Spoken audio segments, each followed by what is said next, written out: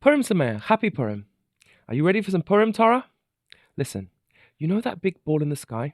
The bright one. The sun, Hashem's sun. It's a huge furnace and it's burning fuel at a very fast rate. You want to know how much?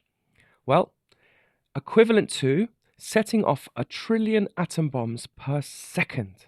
Do you know what 1 trillion is? Do you know what an atom bomb is? Well, 1 trillion is a million. And an atom bomb is like setting off 100,000 tons of TNT. Now, you know how when you put your hand out to your Lag BaOmer fire and you feel it so hot on your skin that you can't get close to it, like 10 meters? Well, the sun is 100 million miles away. And it feels the same. You know when your hand's in the car and the sun's coming in through the glass and it hurts? Same thing. Think about how far away it is. So that's how amazing the sun is. Now, the sun shines its light on the earth, causing the plants to grow, which provides food for all. So good, right? However, the sun is also spraying particles at us, like a deadly rain, called the solar wind. These particles are traveling at 1 million miles per hour. If it weren't for our atmosphere, the very air we breathe, shielding us from this solar wind, the earth would be scoured clean by it, and all life would end within hours. Instead, these invisible, deadly particles collide with the upper atmosphere and turn into harmless, dazzling light, dancing atop the sky, known as the aurora borealis. Aurora borealis. This breathtaking phenomena contains a deep secret about Purim. On Purim, Haman planned a dark decree, but just as the aurora turns hidden particles into light, the very Ra he intended was transformed into salvation. This is the secret of Nahafachu. The evil itself was transformed into light. This is the secret of Aurora Borealis. Aurora, cursed is evil. Borea, come and see. Lace, there isn't any. It's all just hidden light. This is the secret of Ad Lo Yada Bein Aro Haman Levaruch Mordechai.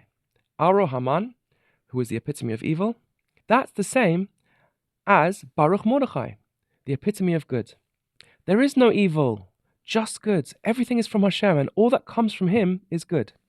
For example, this deadly solar rain actually helps shape the magnetic field of the Earth, preventing other deadly cosmic radiation from getting through and harming us.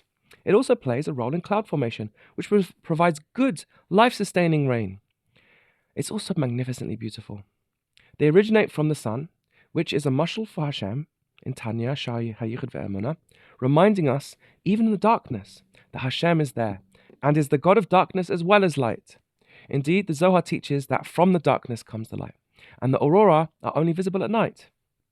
Purim's events surround the darkest of exile, which is transformed into the brightest of joys. This is also why we don't have halacha to drink at night. At night, we can see the aurora, so we don't need alcohol to forget the difference between good and evil. That's right. That's why we have a mitzvah to drink on Purim, to the point of Ad Lo Yada. A very hard thing for us to understand. Why do we need to get drunk to the point where we can't understand the difference between good and evil?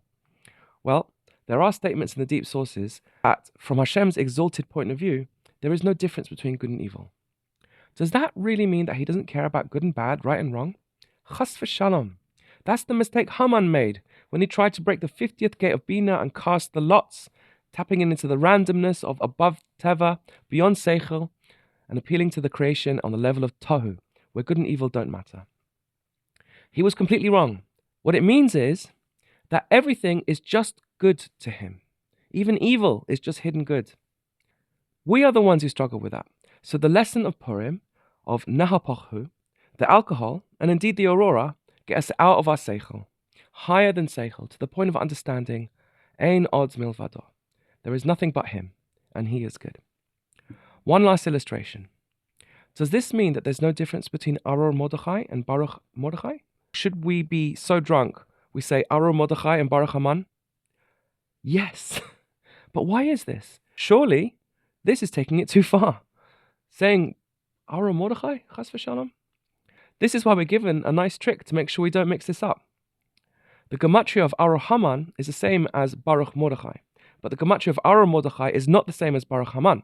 So even when we're drunk, we can't forget. But come on, who can do a gematria when they're drunk? The truth is this. Why did Hashem create the world? Bishvil Yisrael. For Israel, for His beloved people. Before there was a world, before Hashem made Seichel itself, Hashem wanted Yisrael. The secret of Purim, which we can't understand with our Seichel, is that even if it had been true, in a very abstract hypothetical, that Mordechai was Aror, Hashem would have still chosen Mordechai and not Haman. This is Hashem's oneness. When Moshe was in his last moments, he cried out to Hashem, pleading for his life, saying, I want to go up to the heavens, break open all the gates of the heavens and the depths of the earth, so that all will see that there is none besides you. Hashem responds, you say there was no one besides me. I say there was no one like you. Hashem's tefillin says, Mi ka'amcha Yisrael, goy echad ba'aretz. Silly us that we need to get drunk to realize this. This is perhaps why the Ramah makes the shocking statement in Machir Yayin that if we are going to drink, we should drink to the point of getting drunk as Lot, so that if we do anything wrong, we can't be punished. He doesn't want to punish us ever. And Purim is definitely not a day of good and evil. It is beyond that, beyond the 50th gate of Bina, where there is nothing but you, Hashem. As the Alter Rebbe sang, I want nothing at all. I don't want your Gan Eden. I don't want your Olam Haba. I want nothing. I want only you alone, Hashem. Silly us that we need to get drunk to feel this way, indeed. The Ramah concludes that once we are older, we should understand this, and therefore we shouldn't get drunk on Purim. We don't need to get drunk to understand this. However, the Gemara in Rosh Hashanah says that King Shlomo made the mistake of thinking that he had reached the 50th gate of Bina and tried to issue judgments of the heart, meaning he felt that he'd integrated Torah so much that he doesn't even need to think anymore. His heart will do the right thing. And he was injured for this.